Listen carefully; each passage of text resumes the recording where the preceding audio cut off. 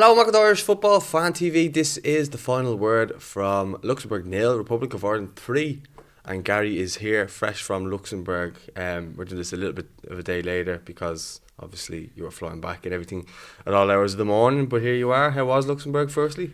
Oh, it was great, Paul. A bit wet and a little bit colder than here, but a little bit more expensive than here. But a great trip and obviously a fantastic result as well, which always makes the trip, you know. Yeah, obviously yourself and Jer were there. It looked like a great time. But yeah, I suppose getting into the game, the lineup going into the game, you have the team sheets from the game there in front of you. Do you want to talk us through the lineup and your thoughts initially when you saw the team come out? Yeah, so we're all trying to guess the team, and a couple of changes from the Portugal game. So James McLean came in Frenda Stevens in left wing back, and Adam Ida played instead of Jamie McGrath, which probably saw a formation change and a bit of a more attacking lineup, which I think makes perfect sense. I mean, one team was picked for Portugal, the other was picked for Luxembourg, so you do have to horses for courses. So the back three was Seamus Coleman, Shane Duffy and John Egan. Matt Doherty was the right wing back, James McLean was the left wing back. Josh Cullen holding and Jeff Hendrick.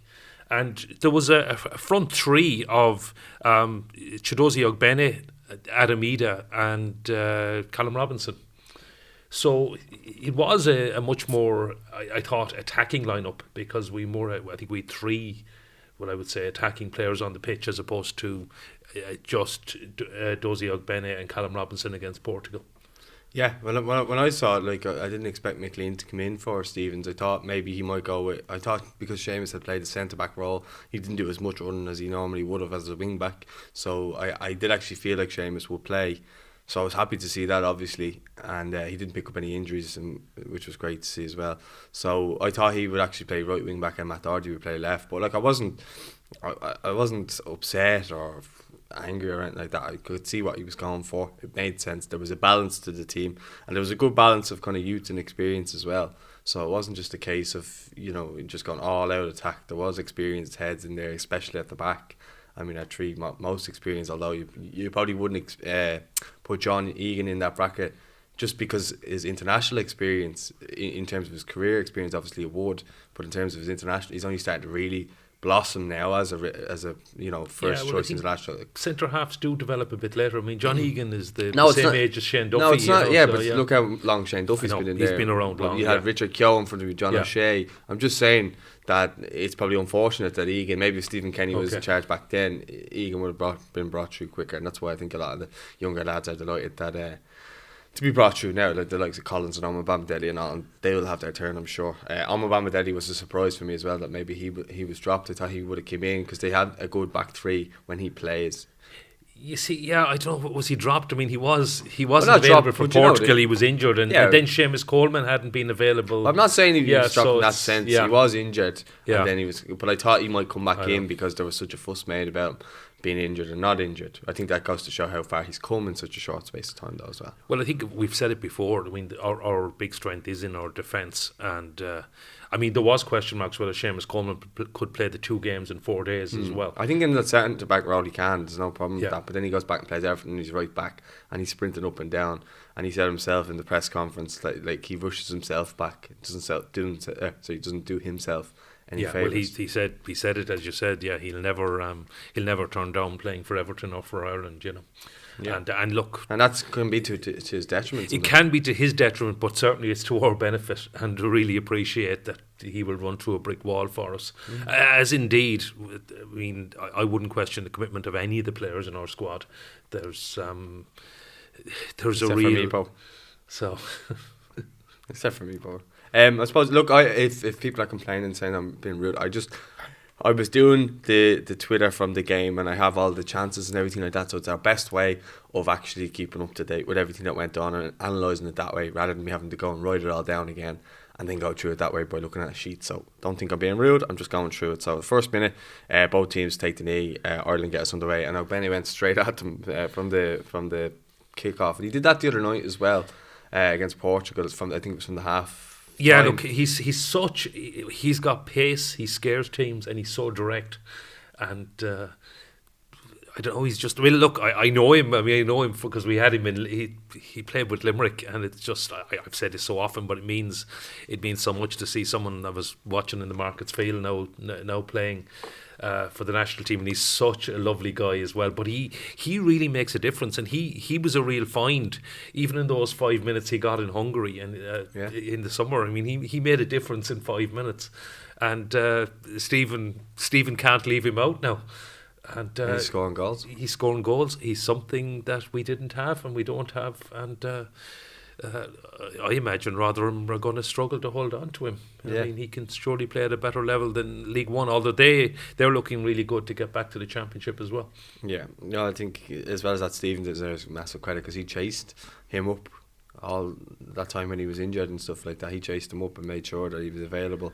He seemed to really want him, so credit to Stephen Kenny on that. In the 4th minute, then Callum Robinson loses possession in the Irish half, gets caught, and Rodriguez nearly get in, but it was defended, went out for a corner. Then I think that was when Robinson kind of failed to hold it up. I think it was a ball from McLean, and it was in our half, and he wasn't strong enough.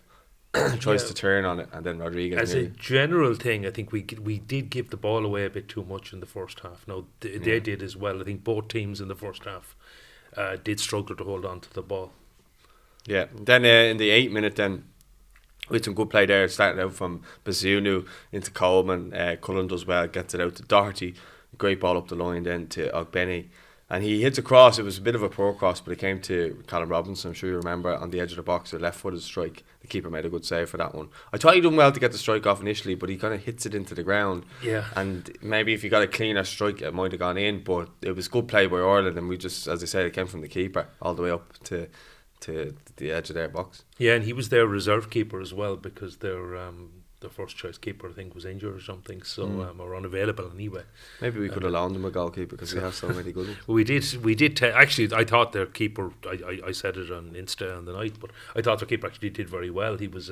We'll go on to talk about the second half, but in the first half, he looked very comfortable, and thought he made some good saves. But we'll talk about the goals later on. Okay. Yeah, then not long after that, then obviously there was the chance where Ogbene was about to get in, and their centre-back Selimovic gets booked for bringing him down. And I think that at that stage you knew that they were scared of his pace. Yeah. A bit similar to Portugal the other night when Danilo couldn't live with Ogbene's pace, and that's his secret weapon right now, is that whatever about anything else, he's quite raw, but that raw pace is the thing that gets him into brilliant positions. Yeah, and I think had Danilo been booked a bit earlier, which he should have been, not going to harp back too much to the Portugal game, but the ref made the brave and the correct decision to book, was it Simovic or Selimovic? The number 5 for Luxembourg anyway, and the ref made the correct decision to book him, which kind of sends out a message as well. Yeah, well, it was early on as well. Yeah. So some refs were afraid to get the yellow card out too early. Yeah. I think he had 2 of them booked pretty early on. Yeah, and then actually Slimovic actually hit a ball up to I think it was Rodriguez, and he had to come in together with Shane Duffy. It didn't look like a foul to me, but like if it was given against us, I'd be calling for a foul as well. So they had a free kick in there. Hit the wall, then it was no real danger. 48 minutes, then we had a case for a penalty then with McLean's ball up, and I saw you said that on Instagram, but that was a stone wall penalty.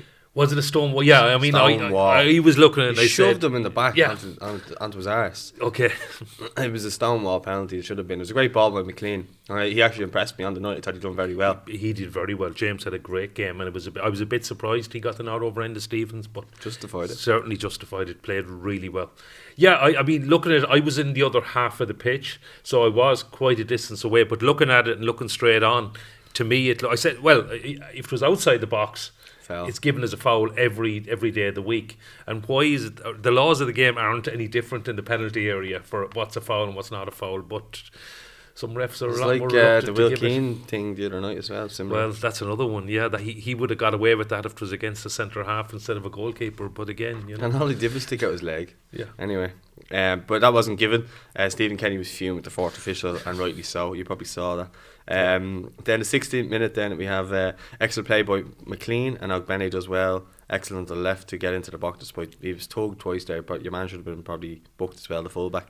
And then he won a he won a corner there, came to nothing. A lot of the chances seemed to be like that. It was a corner, came to nothing. I remember I kept writing on the night, comes to nothing. 18th minute, then pressure by Ireland forced a mistake by the Luxembourg defence and dropped to Robinson on the edge of the box. As he's about to strike, Martins takes him down, and then it was our free kick. The free kick came to nothing. I think Robinson took it. Then a few minutes later, Matt Doherty fired over. He should have been a bit more composed in the box. Do you remember the one where he fires over? It's not the one from far out. It's someone inside the box. Okay. And you think in Matt Doherty, because he's usually quite calm. Yeah. In most areas, he just seemed to get a rush of blood and just fire it over. Okay. So at this stage, you can tell it was all us, really. The 22nd minute, Till hits a strike from the distance and a magnificent save by Bazoo. That's the one that was deflected off Josh Cullen. Yeah. Oh my God, what a save! I've seen that back. I said it on the night that was a great save, but when you actually watch it back and you see the deflection, there's a great angle. There's a great angle. There's a great angle from behind, from the Luxembourg end, and that shows how good a save. I was looking side on and I didn't really see the deflection, but he had to go full length to tip that away. But when you actually see it from the other end and from this is more or less the opposite end, the way Gavin Bazunu was looking at it, it shows how good a save it was, because the deflection took it further away from the goalkeeper and was going just inside the post, and he just got over. I don't know if you actually watch it back, it's actually ridiculously weird how he saves it. It's like he's at full stretch and then he has like another push of his arm to save it away. I think was it Richie Sadler, we call him go gadget arms. Yeah, he's turning into a really top keeper, I'm telling you. He's only 19, but I mean, I think he's the most capped teenager now as well. Yeah, I think he has to be playing in the Premier League next season.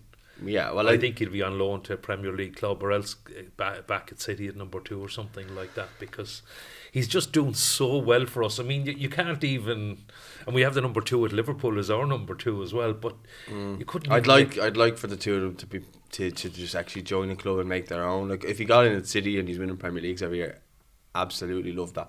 But the likelihood is with Edison there, it's not going to happen anytime soon. Maybe in 3-4 years' time, yes. Yeah. But I think Man City, it's something we'll come across in they should sell him with a buyback clause to somebody and let him develop, and then they can get him back on a cheap. And if he's doing well enough, like I'd love him at Everton. I'd love him to come in and push Jordan Pickford. I think he could push. The England number no, but I think he could get in ahead of him. I really do. Okay. From what I've seen from him so far. But again, it depends on the manager and so on. And look, that's only hypothetical. But whatever, I think I'd like to see him start. There's no point in him going to Everton as number 2 or that's what I mean, like but I think he would push to get in. I think he would push to get in. But I wouldn't like him going to a club that just got newly promoted and they're getting whipped every week. It's great for him making saves, this, that and the other, but you want him going to a club where maybe he's going to win something, maybe he's going to achieve something, where you want him to be a top level goalkeeper, whereas teams go, oh no, regardless if they don't know anyone else who we playing, they know who he is and they know that he's a good goalkeeper, and they'll find it hard to get past him, because we've played against teams in the past, like even Slovakia when they had Dubravka and Newcastle was doing good, like we were all celebrating the fact that he was out of the Slovakia game just because he's a good goalkeeper. We want our players to be able to strike fear into the opposition when they hear they're playing us, because how long have we been going now and you're kind of looking at the team, Coleman's a good player, but he plays right back, and it's like if you go anywhere else we don't really have that many great players. Matt Doherty, but that's only in recent times because we haven't had players that have been performing well. But look, it's great to see him. That save was a match winning save, and it turned out to be a match winning save, as we know. But yeah, I thought just watching it live as well, I thought Gerson Rodriguez did cause us quite a few problems. He was the one in the first half. I think he did fade, but he was the one I thought was the danger man for quite. He obviously got the goal in Dublin as well, but just watching him live, he was very big, very powerful. I didn't realise probably how powerful he was from the TV, but he certainly looked a handful in the first half for our defence. Yeah, but do you know what I realised is that Shane Duffy didn't play this fixture, the reverse fixture. That's right, because like against I think it was maybe O'Shea and Clark or someone like that.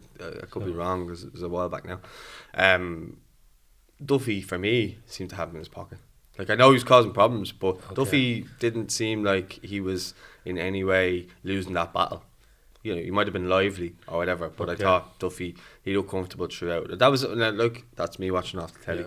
you were at the game, so you might have seen it differently. He caused us problems, all sorts of problems in the Aviva. So look, I do know what you mean. Yeah. But we kept him within minimal chances. Obviously, there was the save by Bazunu as well in the box, where I think it might have actually been from a lost possession from Shane Duffy, funny enough. But he gets in, and luckily enough, he hasn't got the composure to lift it over Bazunu.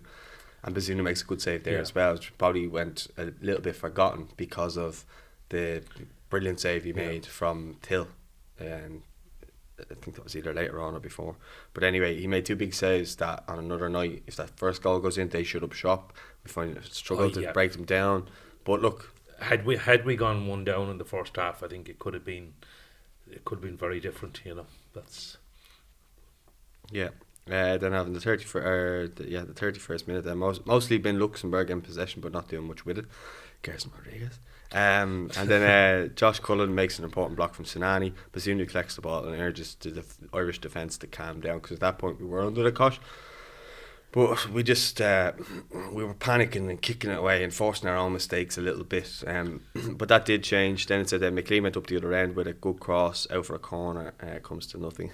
And then 35-minute Barrero allowed time to get space for a shot, but Duffy reads it well and blocks 0-0.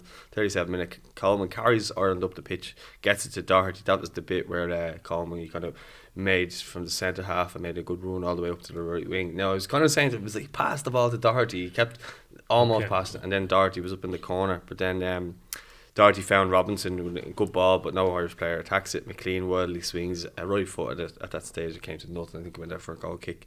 39th minute, awful defended by Luxembourg from their goalkeeper first. I think that was after he took a knock.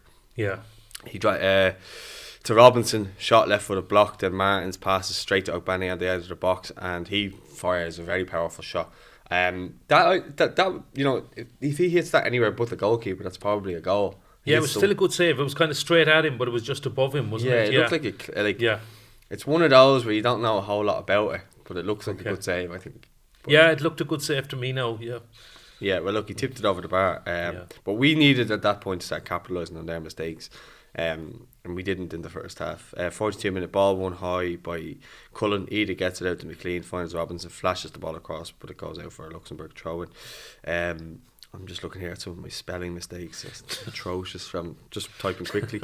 43-minute, Ogbeni wins a corner with good work down the right. Ireland's sixth corner of the game. Josh Cullen delivers a great ball and forces a great save from Sean. Better service there from Cullen. Half time, then it was 0-0. That was a John Egan header actually that forced a great save from Sean just on half time. From I think. Yeah, sorry, Egan forces. Yeah, it was again, spelling mistake. It was a great header from Egan, and the keeper went full length. That was probably one of his best saves of the first half. I don't think it was actually that good of a save if you watch it back. It was a comfortable kind of height for him, I thought. Like, it was a standard save, but he made it look good. All right, do you know what I mean? I haven't watched it back, but looking at it live and just at the angle I was at, and I suppose it was coming across because I was on the other side of the pitch. I thought the Benny was better. Okay. To be honest. Yeah. I suppose I thought he had to move more for John Egan's moment. Maybe he was showboating a bit. I didn't see it on a slow-mo replay, but it did look like a real kind of it's one of them where he's watching it the whole way and he just has to tip it away. It wasn't like it was like flashing at him real quick and he had to make like a reflex save, so it wasn't really like that. Yeah, sometimes the goalies union can make things look a bit better than they are, I suppose.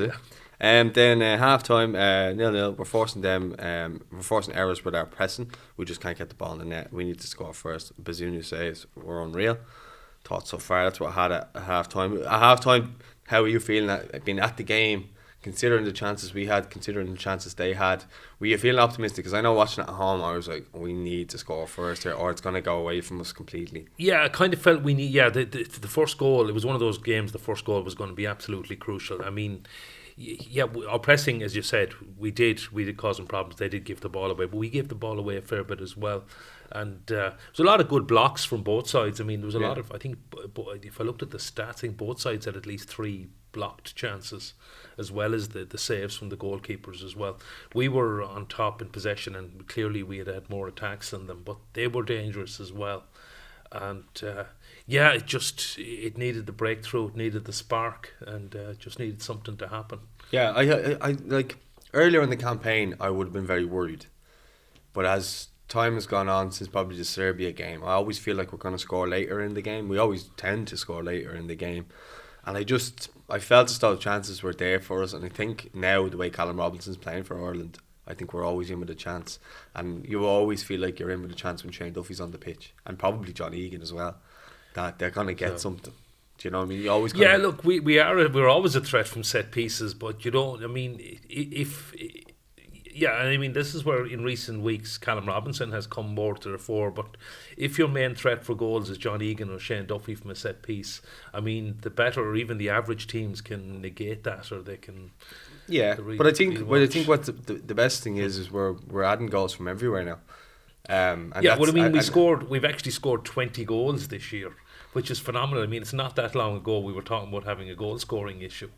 And now we've scored 20 goals, which there was an Opta stat actually, and the stat came out before our third goal. But basically, once we'd hit 19 goals, once we'd scored the second goal against Luxembourg, we had scored more goals than we had in 18, 19 and 20 combined. So we scored more goals this year than in the last 3. I went from not scoring a goal at all in 9 games or something. Yeah, well, of course, that's included in the stats as well. Yeah, but we went from scoring scoring in 9 or something like that. I think Shea Duffy scored 1 in 9 or something along those lines anyway. And then you had the amount of goals, but look, we'll get into the goals and stuff like that. We'll just go through the rest of the chances first. So the 46th minute, I had Cullen was booked for a fair tackle on Martins.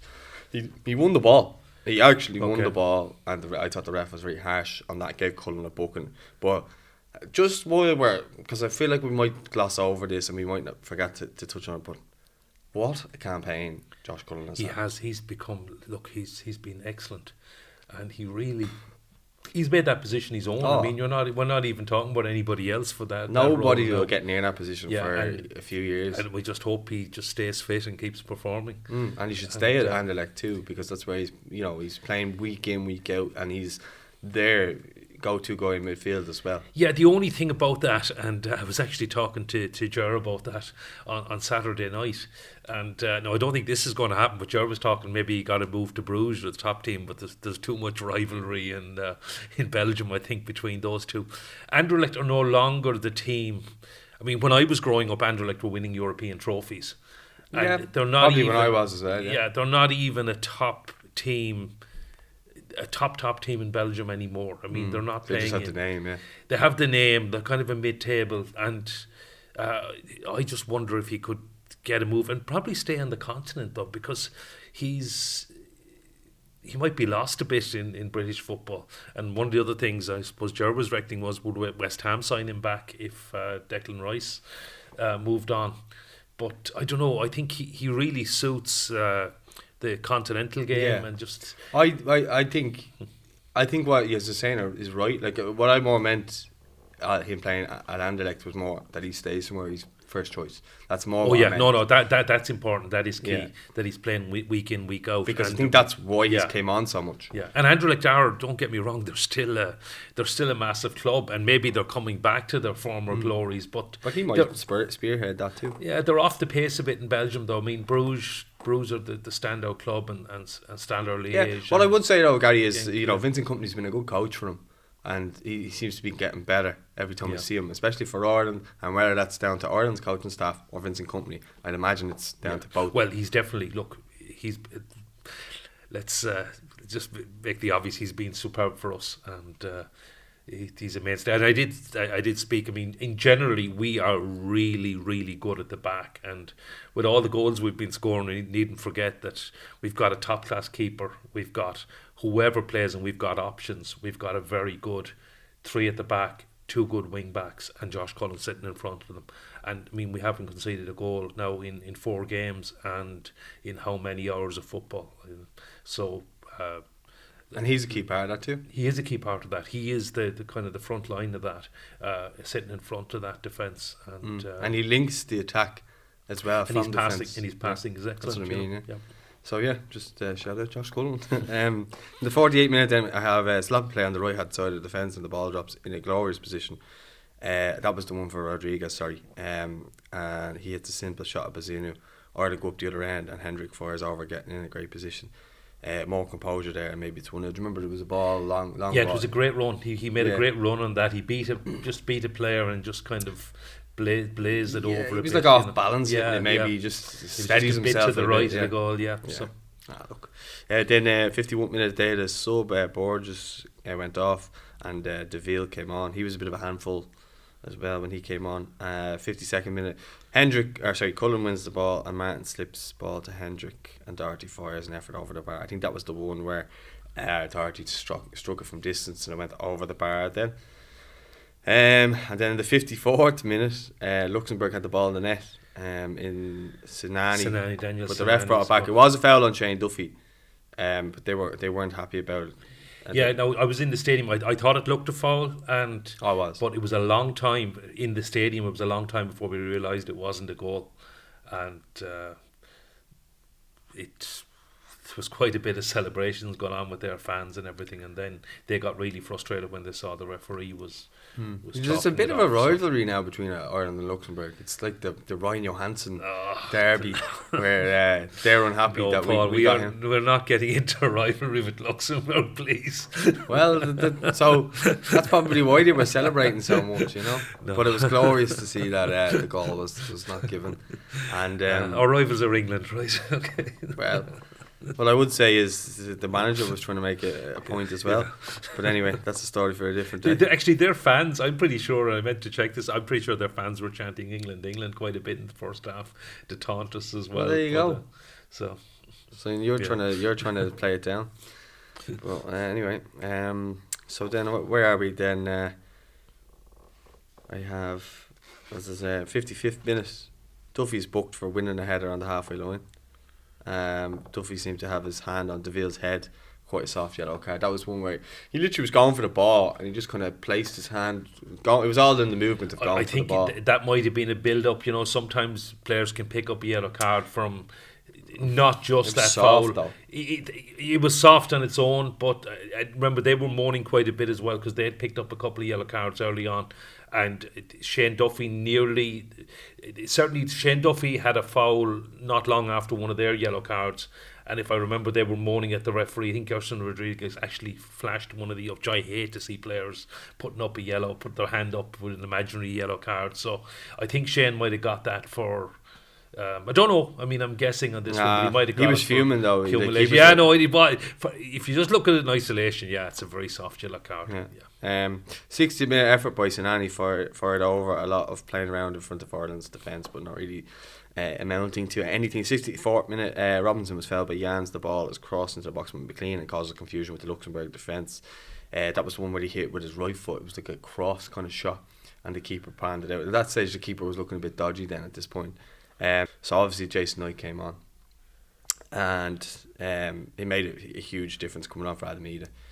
And Adamida, he just, again, we always come back to the same thing. We think it's club form. He needs to be playing. You look at Josh Cullen's benefit from game it. Time. That's all it is with Adamida. There's nothing. I'm not going to sit here and be harsh and abuse him like others have. Anyway, Jason Knight came on, absolute game changer. What a player! He wins a free kick. Again, he's just the only one on our team, and I don't know if he gets it from Wayne Rooney, is he just has this little bit of snide about him. He's a lovely fella, great lad, but on the pitch he has the perfect bit of snide. He pulls players back. He's not afraid to take a yellow for the team. That's what I like about him, is that our general team are all very nice. But he drives at players. No, I understand that, but so does Ogbenny. But what I would say is the rest of the players are all very nice. Even McLean, like he'll let a player go back past him like he did with Ronaldo the other night. I think if Jason Knight's in that position, boom, I think Ronaldo's going down for free kick or he's getting taken down. And that's what he's a bit of a bastard in him, and I like that. I think we need to have that. We need to have that bit of snidiness in the team because we have a lack of it, and he has that know-how to win that free kick in that position. I don't think any of our other players would have won that free kick except for maybe Robinson. He wins that free kick, and Josh Cullen takes a brilliant ball again. And that's another thing that we were always worried about, not having Robbie Brady and not having Conor Howard in the team, is the set pieces. Can anyone take them? Jamie McGrath, Josh Cullen have both proven they've stepped up to the mark on that. Yeah, definitely. Josh Cullen takes it. Keeper has a mare. and Shane Duffy puts it in. It was a bit weird on the telly. It looked like an own goal or whatever. My phone was flashing 1-0 just before it went in. I was like, what's going on? What's going on? They gave it as an own goal in the stadium initially, but it wasn't. And I actually thought it was Shane I know, Duffy. I saw your Instagram story because it you literally were saying as they announced it. Yeah. And I was going, did I get this wrong and all this? Because, as you see, I didn't ever replay, and there were no TV screens in the press box. So you kind of, it's good in the Aviva because there are TV screens. You can take that second, but I had to go off live. But I did get it. I did get that one right anyway because it was Shane Duffy got the final touch. Yeah, look, the keeper did have a mare on it, and I know I'd praised him in this show and earlier in the game as well. I thought he had done well in the first half, but yeah, he was poor for the goal. Were you worried because there was a point where VAR was checking it? I knew VAR was checking it. And what was that like in the stadium? Because I haven't been in the stadium where that's been a thing, like where you know when you're waiting on a goal, especially for a TV sport. It's really frustrating because it wasn't even up on the screen VAR checking us that you see some of these in the Premier League grounds. So it was just kind of you're waiting and you know it's being checked. Yeah. And I also knew that Shane Duffy, was he about 6 inches out when he put it in the nets? I said, it looked like he might be offside. Well, that's what I thought. He's so close to the goal. Could he be when offside? I first checked it? Yeah. So and that's what they were checking for, obviously. But thankfully, he wasn't. They were doing the lines and everything. It was when Josh actually hit it. It was like his arm or something. So it was like a blue and a red line. Yeah. It was weird. It wasn't like they do in the Premier League. The RTE had it up, but they weren't in control of the replays. That was another thing that was frustrating when you were watching the game, is that Ireland weren't in control of the replays and RTE weren't. It was like Luxembourg TV and they wouldn't show the replays. Well, it's the host broadcaster. Yeah, that was why with the penalty on Ida it was difficult, but they got it in the second for half time. Then I have in the 74th minute. I'm sure there was play up until that, but I don't think I was only putting up chances of real note. Yeah. There was a lot of playing around or whatever, but 74th minute Ogbenny goal. Hashtag Kenny ball. What a goal by Ireland. They're excellent play by Jeff Hendrick with that through ball, unbelievable.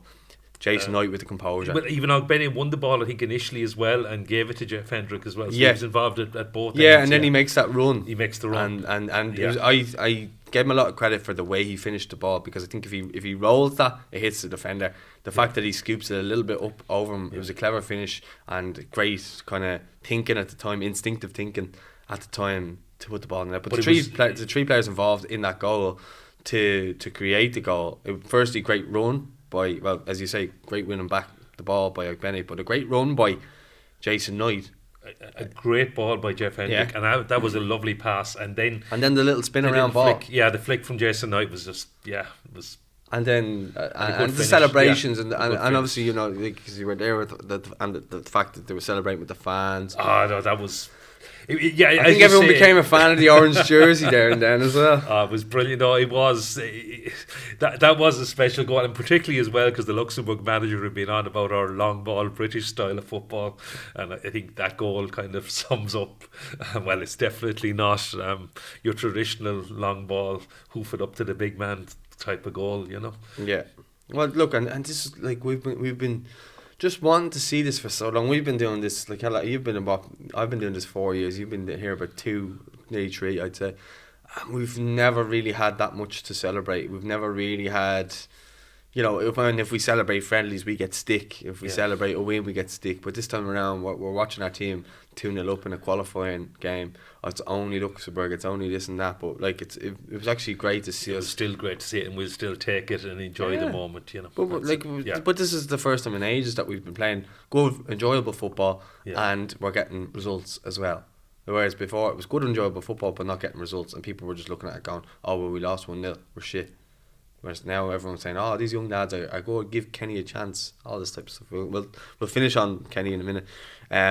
78th minute, then Egan makes an excellent block from Barrero in the box. Bazunu collects the corner, taking pressure off the defence. And I think that's something that's really underrated with Gavin Bazunu. So the way he comes for crosses and takes the pressure off the fence. The good thing is we have big lads in there who can defend anyway. But the fact that Bazunu comes and he gets the cross. That's a big thing. And it's actually one thing that would have been a criticism of probably Shea Giffen, who's arguably our greatest ever keeper. He may not have that title for so long. Yeah, but we'll wait 20 years before. Well, anyway, we will. He's only 19, for God's sake. Yeah. I'm not going to get too carried away yet, but I am getting carried away. I know. But Shea would kind of very much stay in his line. Now, a goalie that does come a lot, and I go back to Bruce Grobbler, and you might like me bringing up a Liverpool player, but he would come off his line, and yeah, he would make mistakes, but there's so many goals you actually stop. If you come out as a goalkeeper and you come like Gavin Bazunu does, okay, you can make mistakes and sometimes it goes over your head, you can see the goal, but there's so many goals you'll actually prevent by coming like that on balance it's very, very good for the team. And it's great to have a keeper, and it is a key thing, as you say. But I mean, look, just about everything in Gavin Bazunu is just so superb at the moment.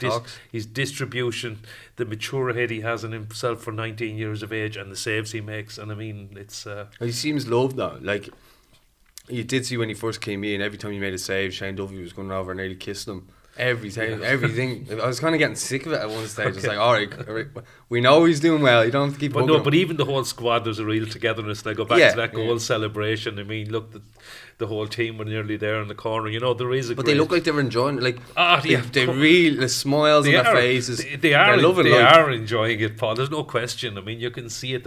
You can't fake that. There is a real togetherness. Yeah. Well, I've never said they were, but like, I'm also. Oh no, I know you're not. But I mean, it's just you can't. You don't fake it. This is the happiest I've been since doing this channel in a long time. You know, of actually watching us, and I'm watching that, and that. The connection between the players. Look at Portugal on Thursday. I mean, there isn't that togetherness. There isn't, yeah, but what I mean is far better players. The connection with the fans and the players is back again after the poxy COVID and everything like that. Yeah. But like everyone was getting pictures with the players, the management, there was the togetherness, you know, and that's why I think there is so much support for Stephen Kenny. A couple of guys were grabbing jerseys, and I saw one guy, but he was just looking in awe. I'm not actually sure. I couldn't see the number on the back, which jersey he'd got. Who was it?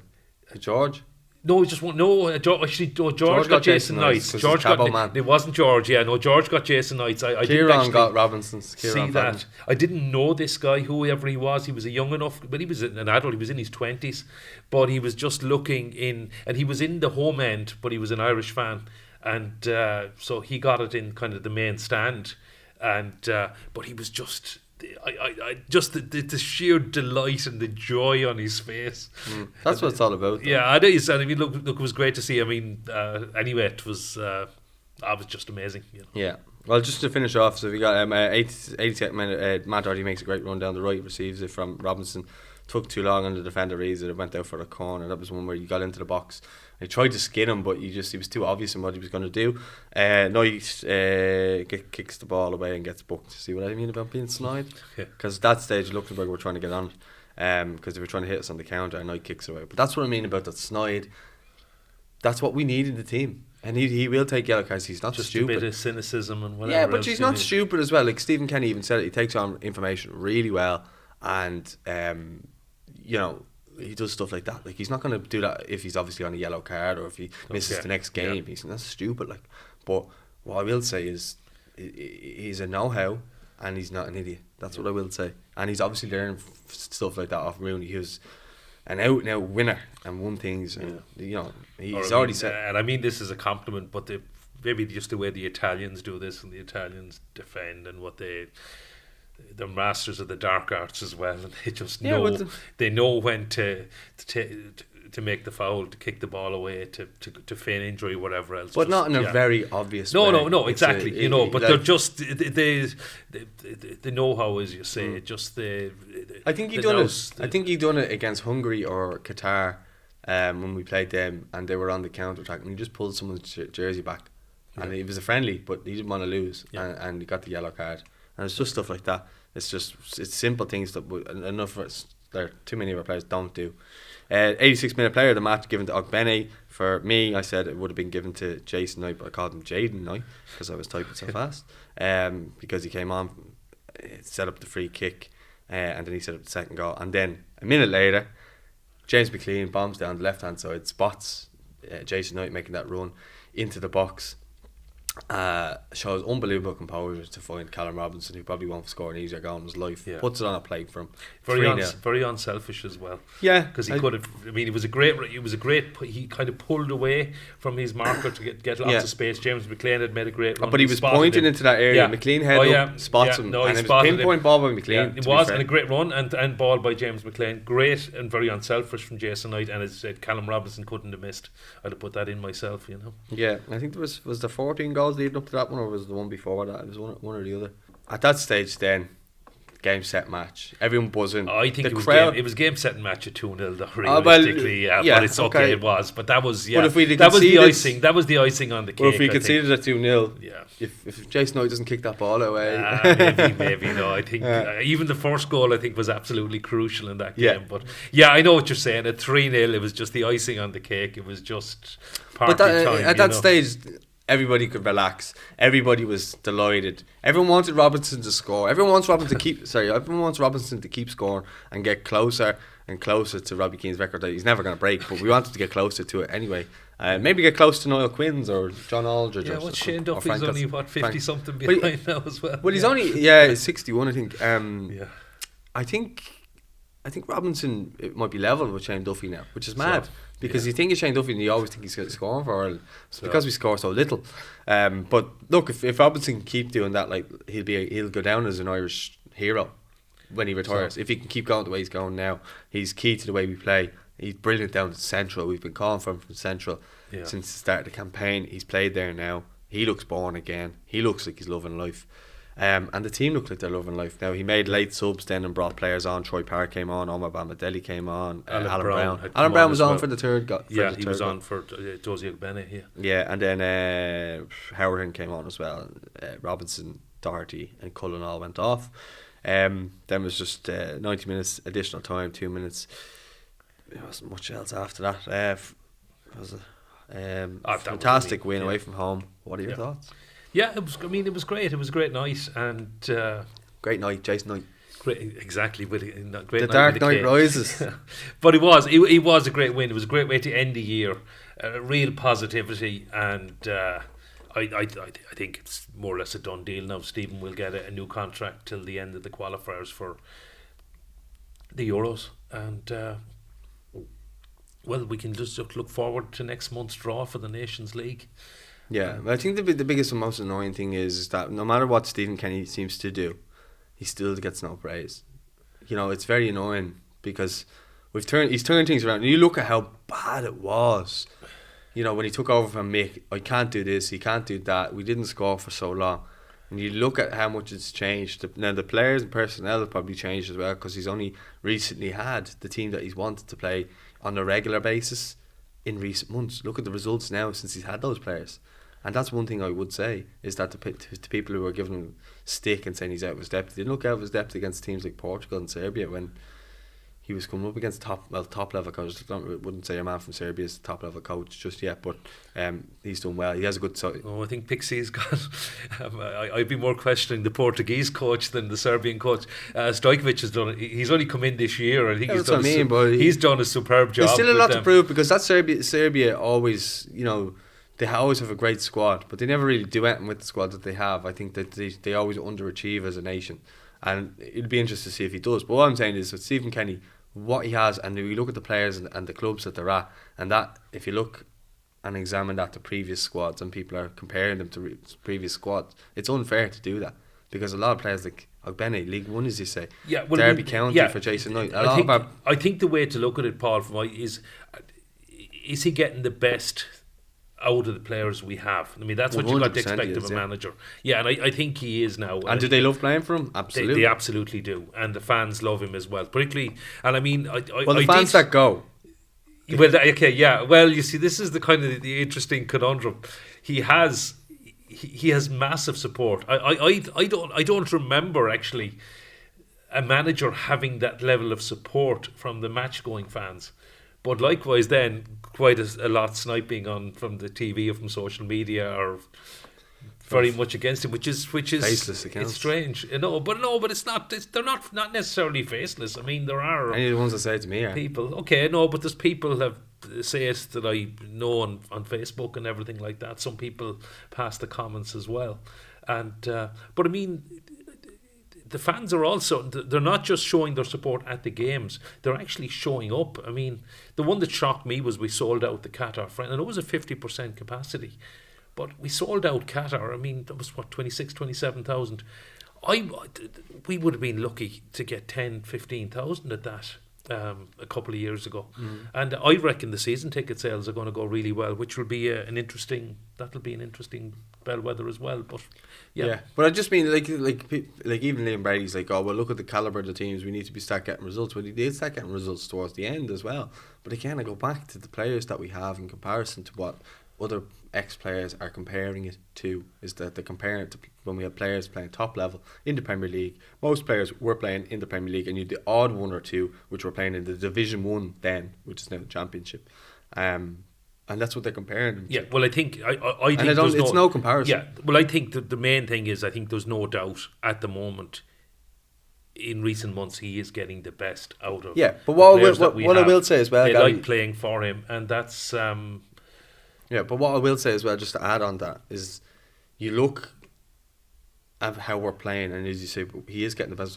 If you go and get another manager and bring him in and start it all over again off the good work that Stephen Kenny's done, what's the point? But I don't think anyone, just to be devil's advocate, I don't think anyone is arguing we get another manager at this stage. Yeah, but that's what they were saying on, like Liam Brady was saying the other night. And it's like, it just, all right, doesn't okay, make well, sense. very few. I didn't hear Liam Brady. Yeah, but so I've seen all the comments. These people are saying to get Kenny out, right?